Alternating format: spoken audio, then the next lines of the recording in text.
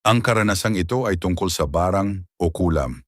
Hanggang ngayon may pag-aalinlangan pa rin ako kung totoo nga ba ito. Pero may mga pangyayari talagang mahirap ipaliwanag kahit anong pilit mong intindihin. Noong 2023, nakuha ko ang aking unang trabaho bilang physical therapist. Na-assign ako sa home-based physical therapy, kaya personal akong pumupunta sa bahay ng mga pasyente para gamutin sila. May na-assign sa akin na bagong pasyente, isang babae na kakalabas lang mula sa isa sa mga kilalang ospital sa Taguig. Ang mga ganitong pasyente ay kadalasang may kaya sa buhay. Ang pamilya niya ay may logistics business, karamihan ay trucking at delivery. Ayon sa kanya, government contractors sila sa logistics, hindi naman DPWH.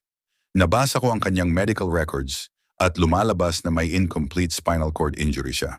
Parehong sinabi ng kanyang neurologist at rehab medicine doctor na may tsansa siyang makalakad muli matapos ang ilang buwan, basta tuloy-tuloy lang ang physical therapy.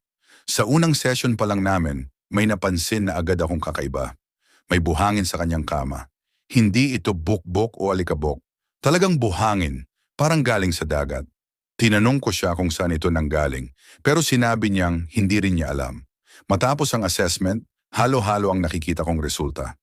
May lakas ang kanyang mga paa, pero hindi talaga siya makalakad kahit kaunti. Inamin ko sa kanya na baguhan pa lang ako, pero sinabi ko rin na may boss ako na may maraming taon ng karanasan at tiyak na makakatulong sa kanya. Kaya ipinasa ko siya sa boss ko. Pumasok na ang boss ko at nagkaroon sila ng ilang therapy sessions.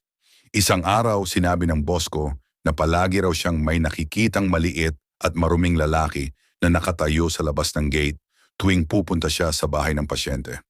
Tinanong niya ang pasyente tungkol dito, pero sinabi ng pasyente na wala silang nakikitang ganong tao.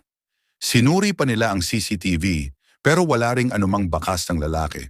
Sa kabila ng lahat ng therapy sessions, hindi pa rin makalakad ang pasyente.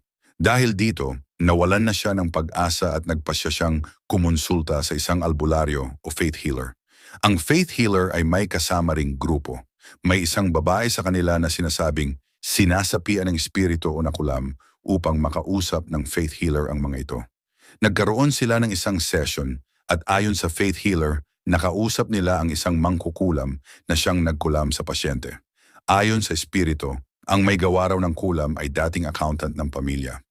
Naiinggit daw ito dahil nalugi ang kanyang mga negosyo noong pandemya, habang ang dating amo niya ay lalo pang yumaman sa kabila ng krisis. Base sa mga detalyeng ibinigay, itsura, kilos at mga pangyayari, natukoy ng pasyente kung sino ang accountant na tinutukoy. Nag-alok pa siya ng milyong halaga ng pera kapalit ng pagtanggal ng kulam. Ngunit sinabi raw ng mangkukulam na hindi ganoon kadaling bawiin ang ginawa. Dahil dito, nagsagawa ang faith healer ng ritual ng paglilinis sa buong property ng pamilya. Sa ritual na iyon, nakakuha sila ng isang manika na puno ng dahon at iba pang kung ano-ano. Mayroon itong mga pako at karayom na nakatusok sa bandang puwitan. Tugma ito sa reklamo ng pasyente na nakararamdam siya ng matinding hapdi at parang tinutusok sa puwitan tuwing gabi.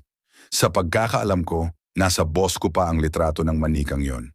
Pagkatapos ng ritual, nagsuka ang pasyente ng maraming buhangin at dahon. Hanggang na ngayon, buhay pa rin ang pasyente, ngunit hindi pa rin siya nakakalakad ng mag-isa.